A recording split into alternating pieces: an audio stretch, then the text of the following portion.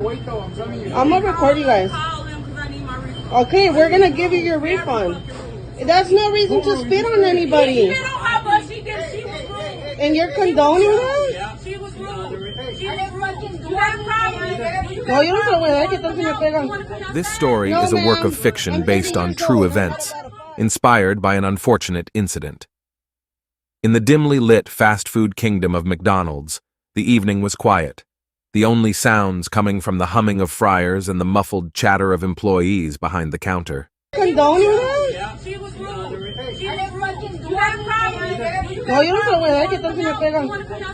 No, ma'am. I'm 30 years old. I'm not about to fight. The drive-through area was still, as cars inched forward in anticipation of their evening indulgence. Unbeknownst to anyone, a storm was brewing in the form of a single impatient customer. Samantha, a young and hard-working employee, had the misfortune of taking the order that would change her life forever. A man in a beaten-up sedan had pulled up to the menu board, his impatient huffs already echoing through the intercom. The man's name was John, and he was not a patient soul.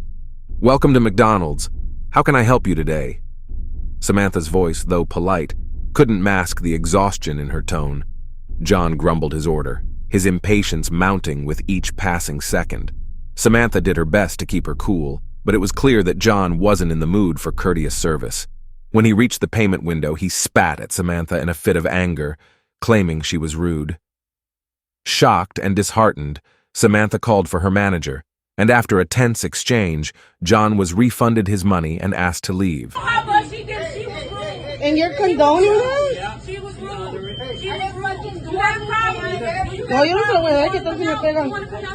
No, ma'am. I'm 30 years old. I'm not about to fight. While the situation seemed to be diffusing, it was far from over. Blinded by a surge of rage, John decided to exact revenge for what he perceived as a personal attack. He pulled away from the payment window, tires squealing, and headed toward the parking lot. His twisted mind was brewing a sinister plan, and the innocent McDonald's employees were about to become unwitting pawns in his nightmarish game. John's car circled back to the drive-through window, but he had no intention of ordering food. Instead, he accelerated and plowed through the drive-through lane, smashing into the menu board, shattering it into 1,000 pieces.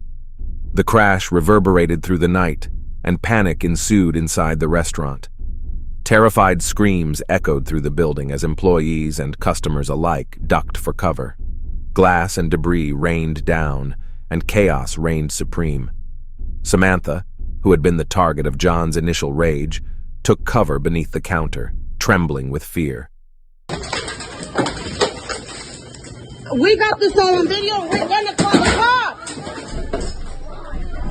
I got you on camera. But John's rampage was far from over.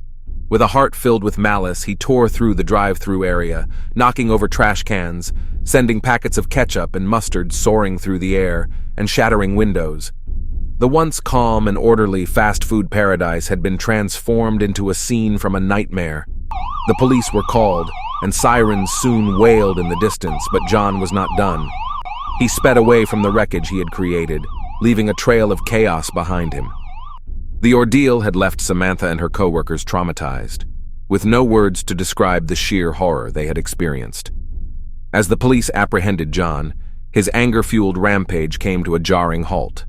He would be held accountable for his actions, but the scars left behind would haunt Samantha and the other employees long after the shattered glass was swept away.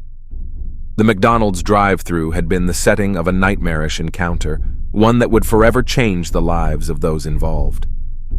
The true terror was not the shattered glass or the crumpled menu board, but the capacity of human anger to wreak havoc upon the lives of innocent individuals.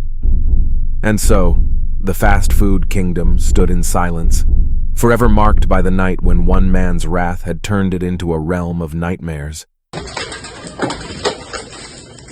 We got this on video. We're gonna call the cops. I got you on camera. And you're condoning that? She was rude.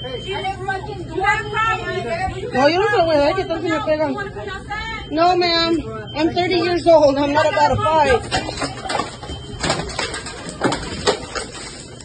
We got this all on video. We're gonna call the cops.